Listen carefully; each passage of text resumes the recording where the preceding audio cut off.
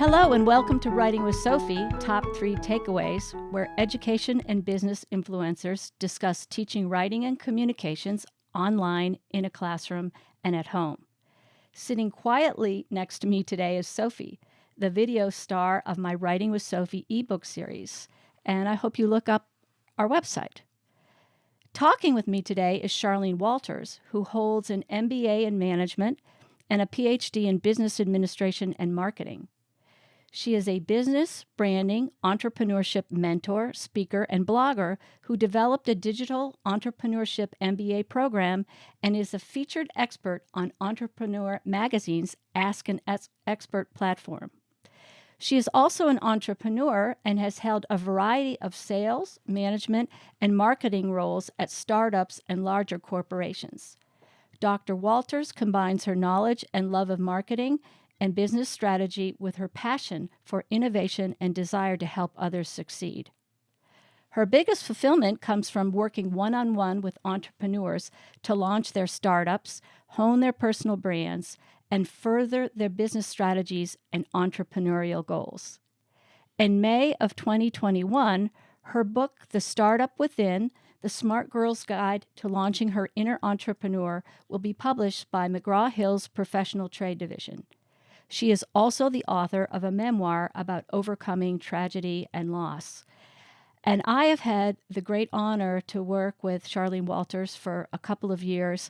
And also, she has served informally for me as a mentor since we are writing books. And she has imparted with me so much knowledge about becoming an entrepreneur.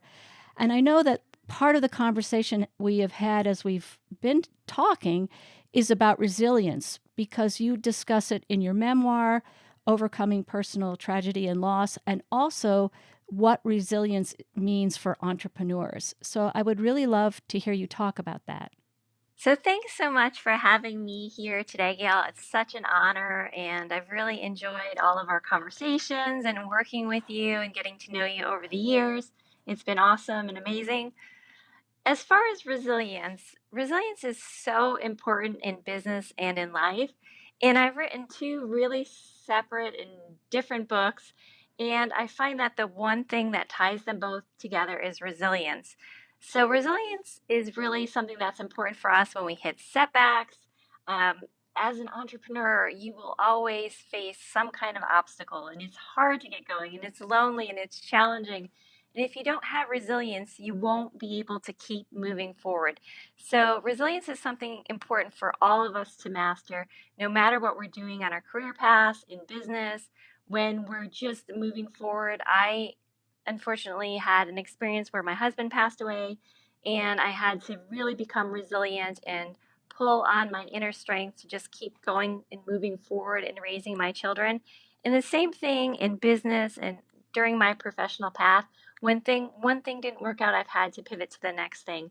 And it's the same for everyone. Sometimes we look at people that are successful and we think that they just, magically click their heels twice and get that way. But that's not the way at all. It's always about kind of pivoting and finding a new way to move forward and adjust. And it's something that's important for everyone to understand and really embrace.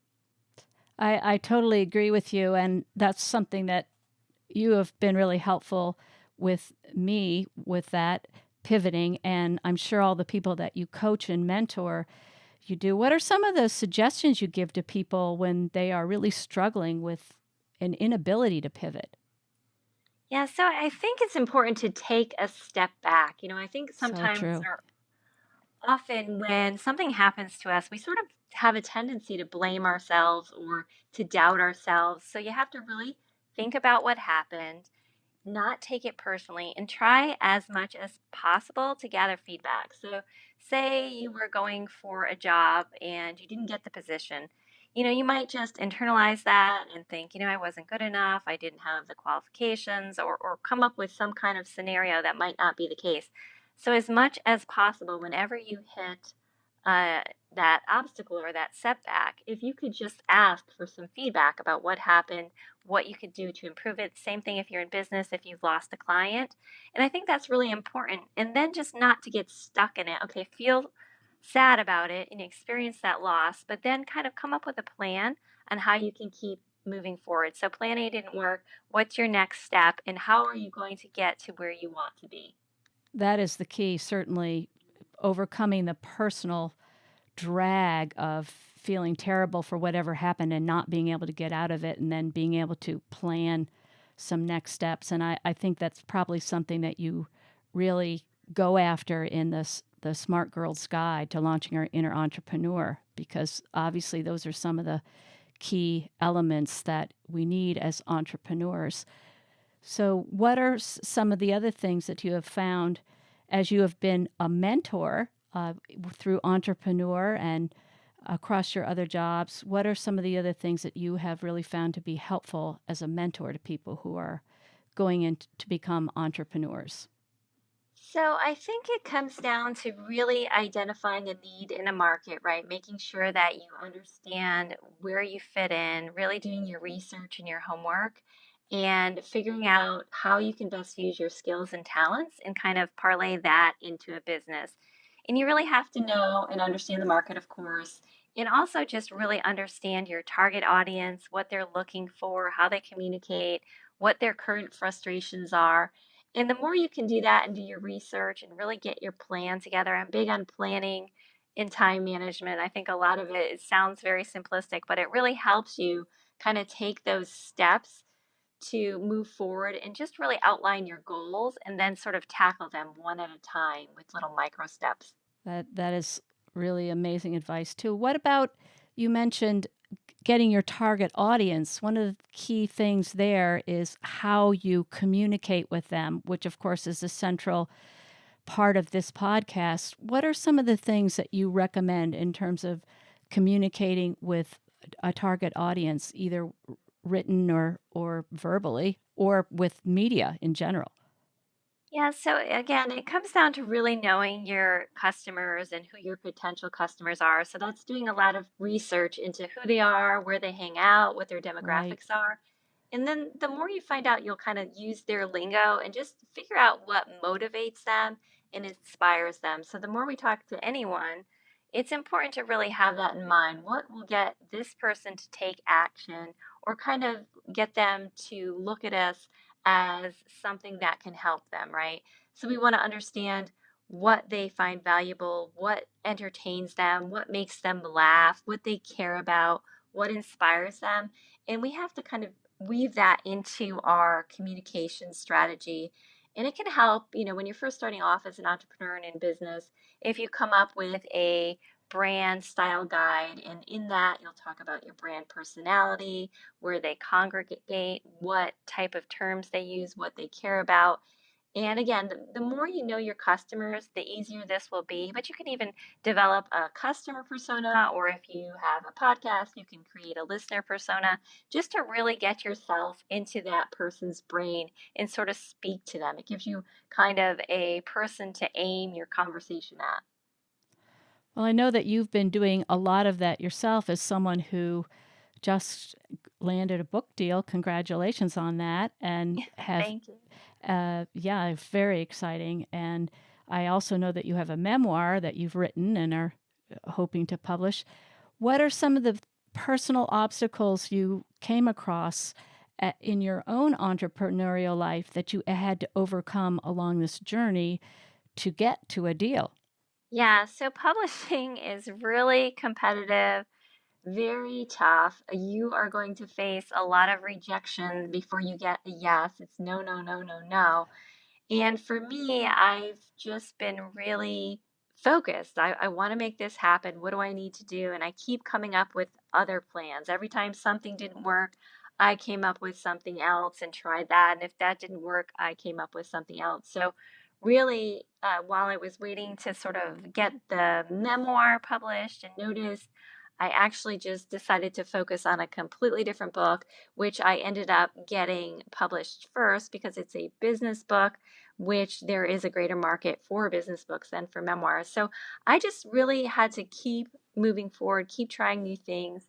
And, at times when I was feeling discouraged or frustrated, I had to again take a step back and really just think about it. Maybe just take a break if you need that to come up with a new plan, or just to kind of work on something else for a while and just get back to it. It really is all about that, embracing rejection and not letting it kind of talk you out of the game completely.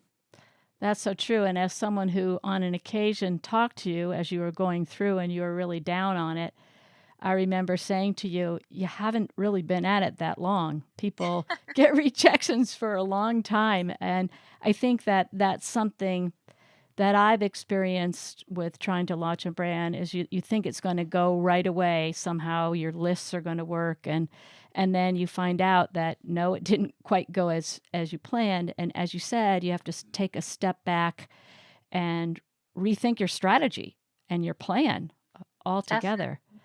Yeah, patience is something that I'm sure I'm not alone, but definitely I struggle with, and I'm sure a lot of people because, they think that it's, again, for many people, entrepreneurs, just on their career path, they think that they'll get to where they want to go easily, and they watch other people, big success stories, and it looks so easy for them. But people Right. aren't advertising the failures, the rejections. Right. People are They really generally aren't. just advertising their successes. So that's why it can be a little bit of an illusion sometimes, but it takes a lot of hard work no matter what you're doing. I'd say 90% hard work and maybe 10% timing and luck, or whatever you want to call that. Right. That's a good ratio. And thank goodness sometimes for that 10% Yes, good luck. that's true. Very true.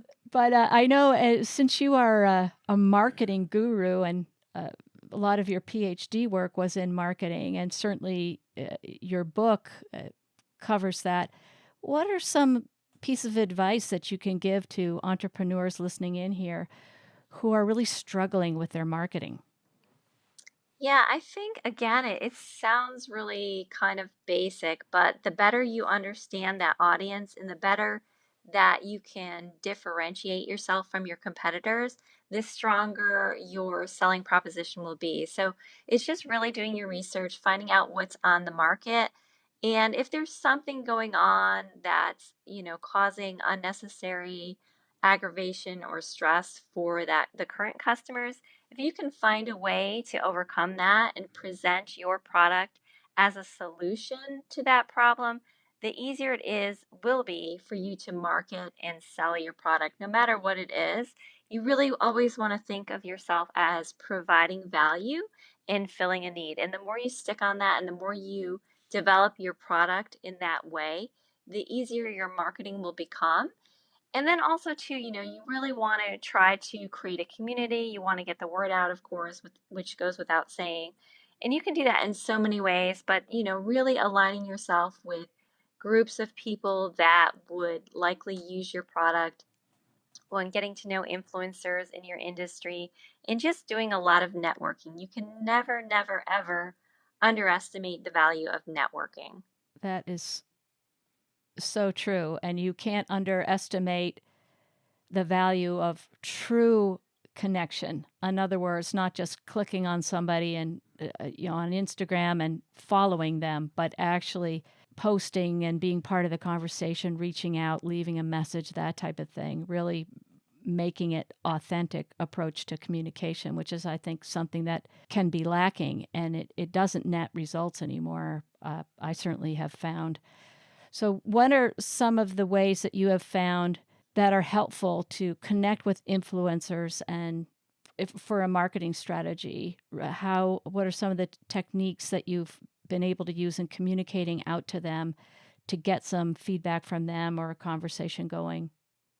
So I think there's a lot of different things. So sometimes you'll find that some influencers will actually take an interest in you, and when that happens, you have to take an interest back, right? And really Right, take advantage right. and pull them into your conversation. No matter who you're dealing with online, you always have to reciprocate. It can never be a one-sided conversation because people will lose interest in that. It's funny. Social media is just so amazing because we have that ability just to connect with anyone that we wouldn't have had, years ago. It would have been much tougher to kind of get to a person. So you can try to connect with influencers by pulling them into your conversation.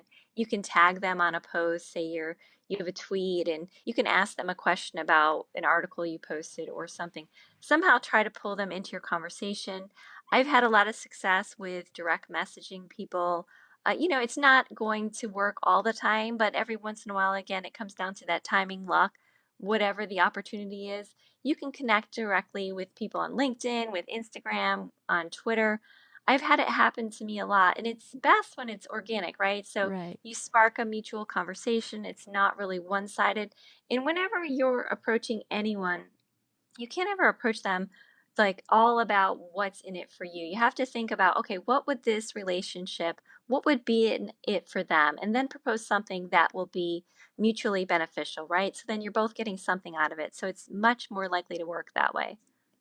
That is incredibly good advice. I wonder, you've done a number of webinars for Entrepreneur Magazine and done some coaching through their platform. What do you find are some of the questions that you get asked from people setting out to be entrepreneurs?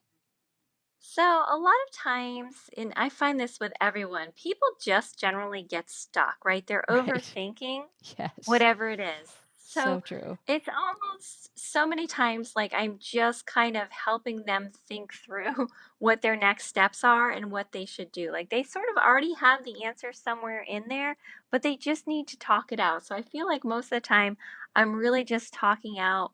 Sometimes maybe they have too many different angles they want to attack with their business. Maybe they're focusing on too many different products or ideas, and just talking through it and seeing what makes the most sense for them in terms of their resources and their time. I think that's, 9 out of 10 times what it is. Sometimes people just need a little boost of confidence or a little something extra, or maybe they don't quite understand the industry and they want to run a couple ideas by someone else just to get a second opinion.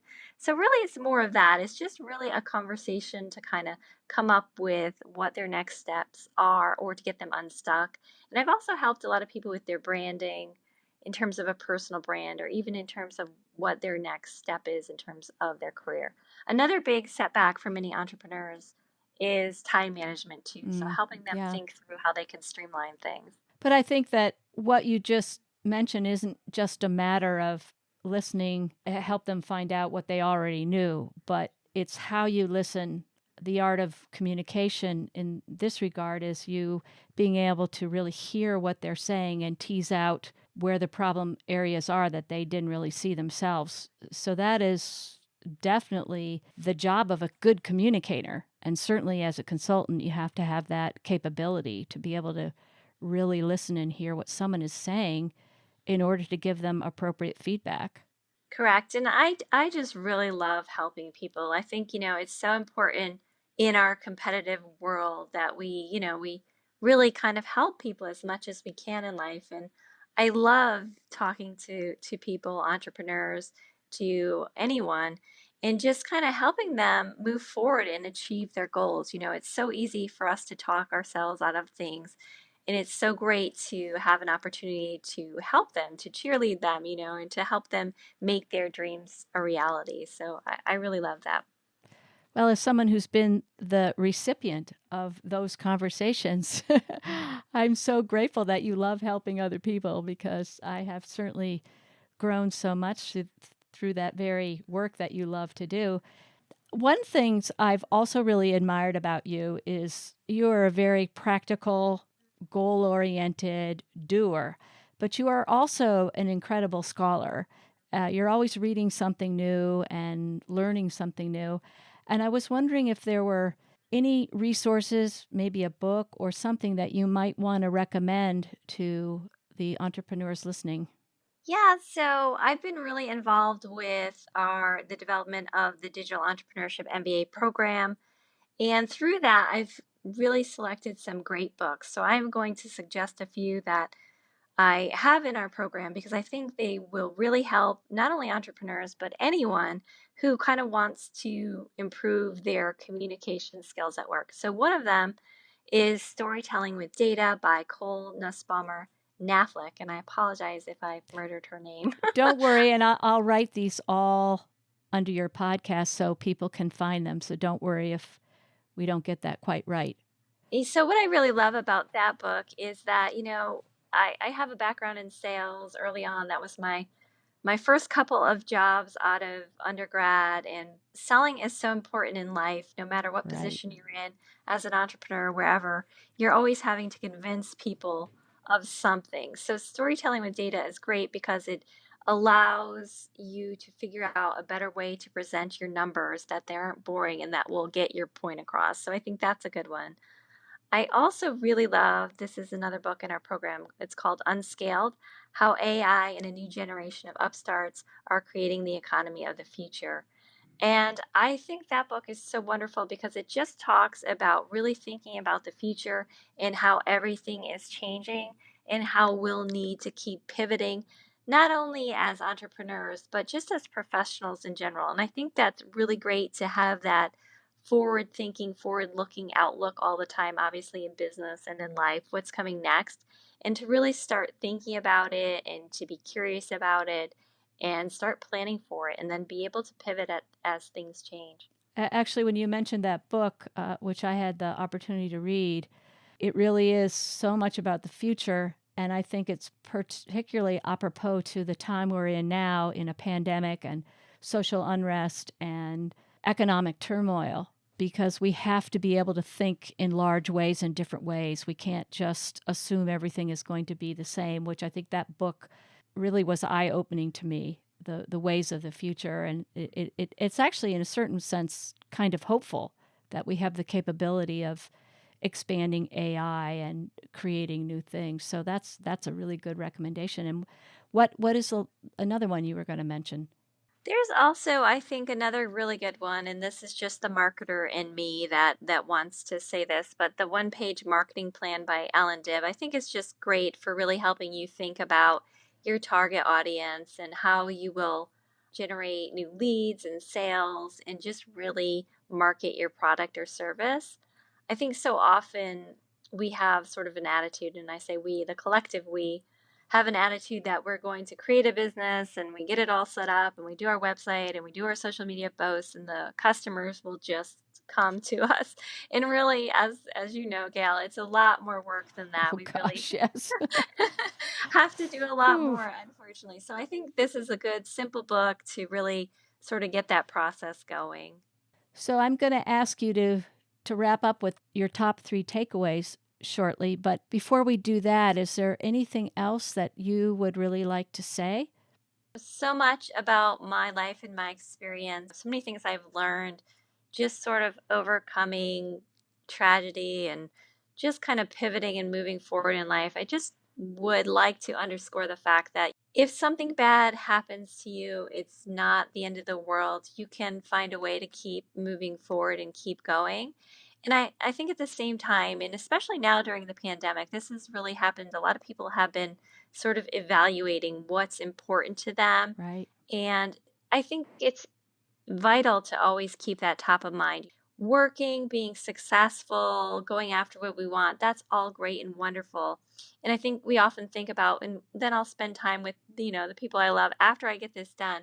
But really, we have to really embrace the moment now and think about ourselves in terms of being well-rounded and having that work-life balance and not kind Right. of leaning too heavily in one direction or the other. I think it's just really important for people to keep that in mind. That is such a good reminder. I'm so happy you brought that up. I mean, that's probably one of the top 3 takeaways from this conversation, I would think. Yeah, definitely. I mean, you really have to remember what's important and keep it in balance all the time. And it's great to work hard and we should work hard, but we need to have balance and find time for other areas in our lives that are important because we just never know, how long we'll be walking around here. And we want to make sure that we're not too heavily tilted in one direction and that we're making time for people and other things that are important to us for sure. That's definitely one of the takeaways. And by the way, that takeaway, you're going to have to stay tuned for the release of Charlene's memoir whenever that comes out. Talk about tragedy and resilience and moving on. So that's a little tip for the future of a good read. But what are your other takeaways? So I think, we talked a lot about resilience. I think it's important to really work on becoming resilient. We all have resilience, but at different levels, but we can kind of build it up and just really to find ways to reframe the way you think and to bounce back and to keep going and come up with plan A, B, C, D, F, kind of expect it, know that you need to have a backup plan, that you won't be successful. And I think the more we talk to ourselves and have that internal dialogue, the better we'll be when we hit that setback. I agree with you. Well, I think we have a lot of great takeaways about how to survive in the land of entrepreneurism and life in general. And I want to thank you so much for spending some time talking with us here today. And I'm so excited about your books that are coming up. And everybody, you should subscribe to Charlene Walters' website, Own Your Other, because her blog is really terrific. And there's a lot of other new things up and coming there. And thank you so much for coming today. Thank you so much for having me, Gail. It's been great, and I really appreciate everyone listening to me for a little while. And it's been great, and I'm so happy that you invited me. Well, you're welcome. And Sophie says thank you too. Thank you, Sophie. All right. Well, that's a wrap.